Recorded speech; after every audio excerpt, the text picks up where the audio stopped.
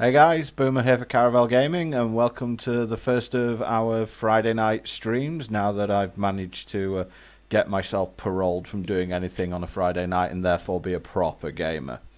In the big news of the week, Ribbo has survived wisdom tooth surgery and is apparently doing just fine and will be back with us whenever, or at least probably when he stops spitting up blood into a cup. I'm here with Lee. Hey guys. And obviously the big game in trading card circles after Ribbo's wisdom tooth surgery this week was the fact that in probably, I think, the most unsurprising lawsuit of all time, Wizards of the Coast have decided to file a legal complaint against Hex LLC and Cryptozoic regarding Hex Shards of Fate. I'm not sure how much of it you've seen, Lee, but how surprised were you not by this? I kind of was always wondering how they'd got away with it, but apparently this is the thing that Wizards do when people release a card game. Well, the thing is, and this is for anyone who's watching, and I'm going to be perfectly obvious here, none of us are US patent lawyers or anything like that, but Wizards of the Coast does have a habit of this. Now, It has the money as well. It also has the money, especially now that it's owned by Hasbro. Now, basically, the US trademark and copyright system is very much under quote-unquote use it or lose it. So what basically happens is that anytime anything could potentially violate one of Wizards' intellectual properties, they will register a legal complaint. Because the problem is, if they don't register a legal complaint, they will pretty much lose the opportunity to register any further legal complaint in the future. And obviously that's bad for them, because then someone could just pretty much straight up clone Magic the Gathering and they wouldn't be able to do anything about it. So Wizards have been extremely aggressive in their pursuit of their own IPs. They've gone after, did they go after the World of Warcraft card game? I can't quite remember. I think it was different enough. Yeah, now herein lies the rub, and something that we'll actually talk about later, but they definitely went after Nintendo with Pokemon. Yep. And there was an out-of-court settlement there of some description.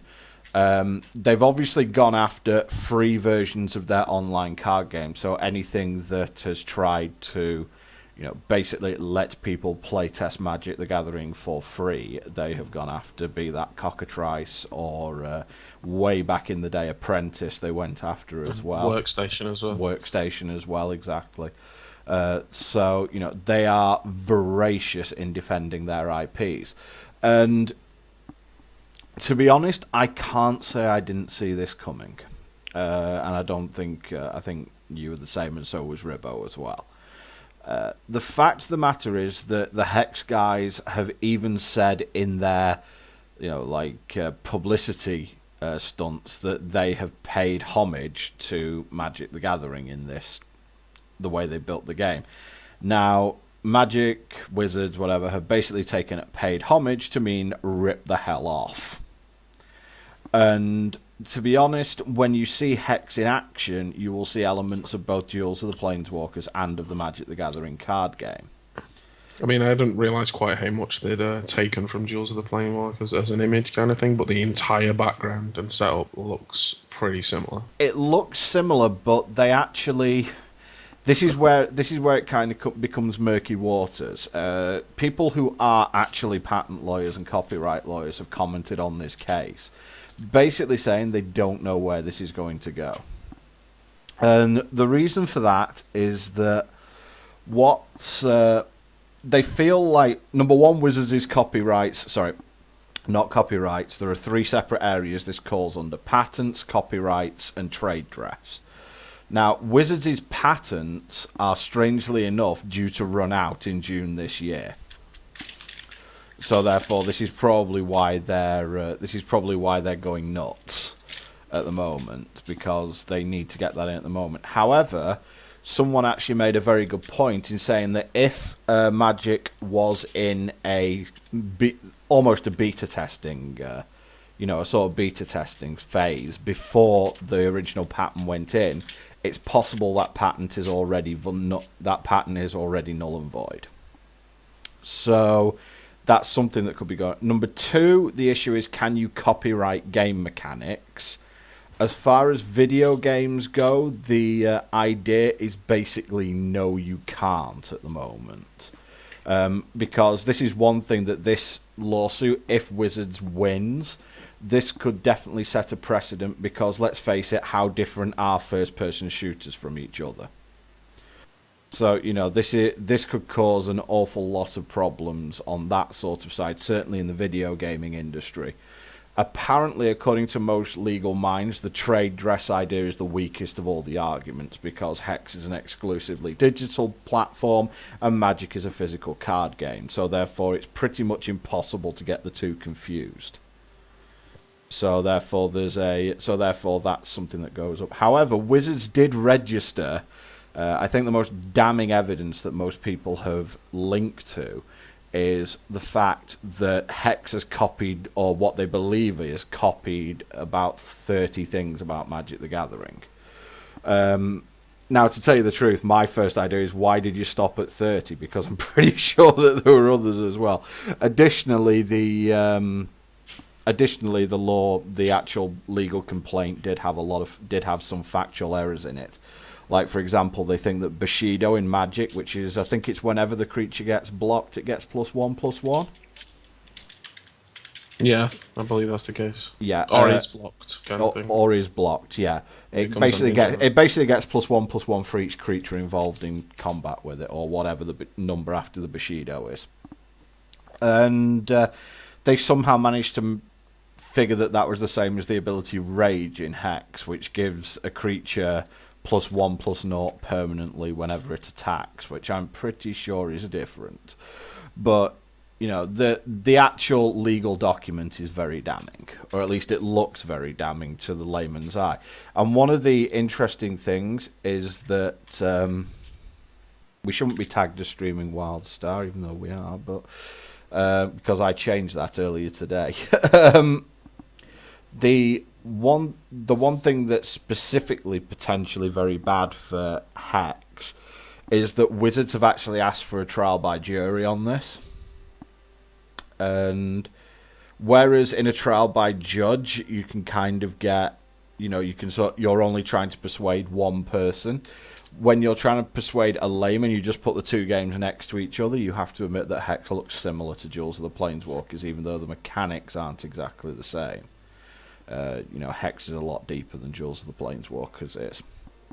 Now, the general overriding thought at the moment is that most people believe that Wizards won't win the entire lawsuit. They won't get enough to shut Hex down completely. They might get enough to change it, but not shut it down completely. However, we've both come up with haven't we? We've sort of come up with the theory that's not actually what they're after. And they're not really after a settlement either, which is generally how these end. I think they're just looking to drag it out and just drain the money. Yeah, because they feel like they're entitled to the Kickstarter payments and things. Yeah, which is absolutely ridiculous. That is absolutely out of this world wrong. Basically, in the legal complaint, Magic pulled the classic that anyone who's familiar with the video industry or the movie industry or something like that, they believe that one pirated game or video is one lost sale, which has been proven to be wrong on multiple occasions. And it's basically the same. Wizards are claiming the same with Hex. They claim that 2.5 million that was endorsed in Hex's Kickstarter should actually belong to them. And it's like, I don't know about you, Lee, but I wasn't going to be spending $50 on Magic Online anytime soon. No, definitely not. So, they have pretty much no case as far as that goes, but they are looking for what looks like over $500,000 in damages, and for Hex to pay them whatever royalty fees are necessary for the next month, until the patents run out. The one specific patent that you actually see referenced a lot is the tapping patent. Because Wizards actually own they own the right to the tap symbol and the patent to tap symbol and turn your cards 90 degrees to show that they are activated. However, they haven't gone after other games which have used that, so again, that's very possible that it falls under the sort of use it or lose it legislation. So, I think it is, though, as well. One of the things they're saying, I mean, you look at these other card games, like, say, the WoTCG, for instance, that's not got an in-deck resource system. I mean, it's got quests, but they're just things that react differently to being placed as a resource, as opposed to, you need these resources in your deck, and, you have to play them. I can understand where Magic are coming from. Oh, that's the thing. It's like, don't think that I'm coming at this as a HexTCG fanboy. I played Magic the Gathering for... God, since 1998, a lot of years. I placed highly at English Nationals. I played at Worlds for Magic the Gathering. So, Magic the Gathering is a game I have a long history of, and one that I love that game. I really do. I also like Hex, but you have to understand that anyone who's sitting on either side of the fence here, who's like, my side are 100% right, my side are 100% wrong. That's just not the way it is. People who are completely neutral don't know where this is going to go. And quite a lot of people are actually watching with bated breath at the moment, because it could mean an awful lot as far as the gaming industry goes. But for the moment, Hex is up. So we are going to do a draft, because we have sort of promised that. And later in the evening, once we've done that draft, we will switch to Lee. And... Lee, you've been laddering with Warrior Control in Hearthstone recently, haven't you? Dog was pestering me to let out the joys of live streaming. Yeah. What did you say, sorry? Just saying, you've been playing with Warrior Control with Hearthstone recently, haven't you? I've not got all the bits and pieces for it, but I've got enough that it plays similar to the deck. Like, I'm missing Harrison Jones and Baron Geddon. Yeah. I mean, Baron's probably the bigger of those two, but it's like... he's probably quite a big part of that deck, but we can at least watch some of that. The other thing we can potentially do is do some Jewels of the Planeswalkers as well, because we're about 2 episodes behind on YouTube so far, but by the way, guys, our deck's a lot better than it was. It's still not ideal. It's still not ideal, but it's a lot better than it was. We are going to purchase Ariana with the next set of wildcards we get. The hero, I take it that is. Yeah, because starting with not one might... It's quite painful. It is quite painful, that. Because I had a friend of mine around the other day, and we were taking a look at it and where we should go, so got lots of good ideas. Cool. Always a good idea.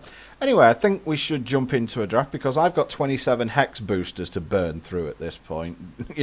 Just in case the game does end up coming down, I do have 27 boosters to burn